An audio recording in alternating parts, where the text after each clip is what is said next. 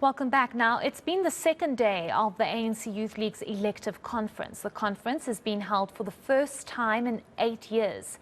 eNCA's Moloko Moloto is in Nasrec, Johannesburg, and he joins us now live for an update. Moloko, thanks for your time. Firstly, I just want to ask in terms of what is actually going on there. We know that there was an issue around credentials. Has that been sorted out? Hello, Heidi Jokers. Well, the conference is delayed. And yes, the issue of the credentials, which are very crucial, because unless they are adopted, the conference cannot commence. And what are credentials, by the way, somebody would ask? This is more about the verification process to ensure that the membership, the delegates, everybody who is participating here can be accounted for. And once the delegates or the Congress agree that indeed they are happy with everybody who is in the plenary, then they can commence. I've just been informed about 3-4 minutes ago that that has actually happened, and usually it happens behind closed doors, which means that now that they have agreed on these credentials, they can now start with the other core businesses of the conference. And uppermost among those businesses would include the election of the top 5. And up to so far, we know that there are only 5 people who have met the threshold in terms of the nomination that happened from the branch level. In other words, only 5 people, 1 for each position: President, Deputy President, Secretary General, and the Deputy, including the Treasurer General. And they are the ones who, up to now, are eligible to be on the ballot paper. However, there's going to be an opportunity to open the nominations on the floor, and the nominees will first have to meet at least a threshold of the 25% of the delegates who are in the plenary. A huge mountain to climb, but that's going to be allowed to happen. And we obviously heard during the day the Secretary General of the African National Congress, Fikile Mbalula, as he was addressing the delegates here, talking more about the issue of discipline. You would recall that the convener, who was holding the position that is similar to that of the president of the ANC Youth League, and he's the convener all because he had been appointed to that position, Mr. Ngola, who was holding that position. He's been removed. He was removed 2 days back by Fikile Mbalula, all because he went and presided over the provincial conference of the ANC Youth League in the Eastern Cape, and that was in defiance of Fikile Mbalula's instruction that that particular congress of the province of the Eastern Cape not proceed. So he's been removed, and as a result, there are some people who are unhappy. So Fikile Mbalula was really saying that he's not going to allow anarchy to continue in the ANC Youth League. Maybe let's listen to him. I have seen that there are others who still think that the ANC is still the ANC of the old. And they are still on the terrain of being loose and ill-disciplined. And comrades, I want to assure you, continue with your ill-discipline, but your time will arrive.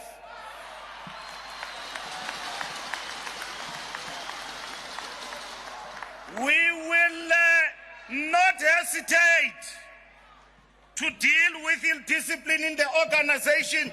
If you have to hate us for that, that must be the case. We will never tolerate anarchy and ill-discipline in the African National Congress. The journey to come here, comrades, has not been easy. Very interesting there from the Secretary General of the ANC, the mother body. Moloko, let's just also speak about the fact that you also got a chance to speak to some of the leaders of the ANC Youth League task team, and they have indicated that some processes are being violated. Oh yes, correct. They are unhappy Firstly, some of them say that there are some of the delegates who have not been allowed to be part of this particular Congress, but also the one that I spoke to, Sizopela Mkhize, is also talking about intimidation. And if you listen to the tone of Fikile Mbalula, if you look at the fact that the ANC Youth League, since it was founded, it has always tried to define itself as an autonomous organization, and the leaders have always wanted to have their own views. And of course, we have seen even the ANC Youth League of Nelson Mandela and he felt that, they were upstarts. They shouldn't really talk to him in that tone. So you get a sense that that culture within the ANC Youth League, dating back to those many years back, still obviously continues. And we saw Dr. Xuma even kicking those young people, Nelson Mandela, Walter Sisulu, in the middle of the night, kicking them out of his house. What did they do? They actually then decided that in the next conference in 1949, they removed Dr. Xuma and they appointed Dr. J.S. Moroka, who at the time was not even a member of the ANC Youth League. Some say he did not even know what the acronym ANC stood for, but they replaced him all because they wanted to punish Dr.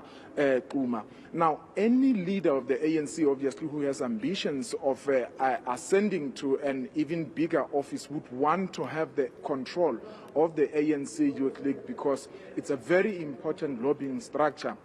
And as a structure of the ANC, it also has enormous power. But also, let's listen to Sizopela Mkhize as she was expressing unhappiness at how the process has unfolded. I want to tell you that in our NYC meeting, when audit report was presented, we discovered only then that we did not even meet the 70% threshold that requires the National Congress to set. And then registration was reopened, so some comrades registered, some comrades did not register. I'm saying that we understand the Youth League and we know that processes are not always going to be 100% done, but this is a daylight heist, if I may put it that way. This is not the Youth League. This is just something that has been turned into a desk, and intimidation to members of the ANC Youth League has been done. Members of the Youth League have been intimidated. Those who are MMCs, those who are mayors, those who are members of parliament, comrades have been intimidated, and that is not the Youth League. I speak now as an elder, as much as I'm at 30, but I speak as an elder because I lead the ANC now, and I do not understand how the ANC will put its hands and its nose so deep in matters of the ANC Youth League.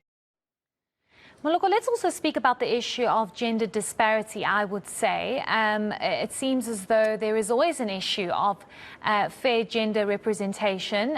Is this coming up in the ANC Youth League as well? Well, definitely. I mean, if you look at the people who have been nominated to be on the ballot for the top 5 position, the women were nominated into positions of deputy. The first one is deputy president and the other one is deputy secretary general. This is the trend that you see even in the other structures of the ANC, the branches.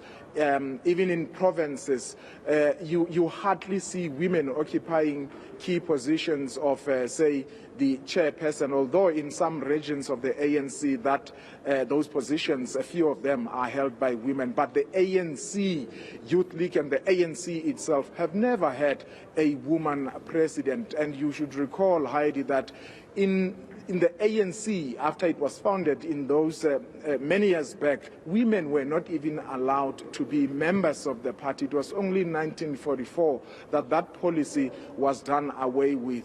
They were allowed to be supporters of members. Now, it seems as if even now, even the young people do not trust women to hold positions of, say, a president or even secretary general, although at some point they had Vuyiswa Tulelo as the secretary general of the ANC Youth League. But generally it doesn't seem like they trust them. But I'm being told now that the plenary is now being open for members of the media, that they are going to be announcing the nomination of some of the contenders who who may want to contest for those top 5 positions. Perhaps, if you allow me, let's make our way into plenary so that we can catch how the proceedings are getting underway.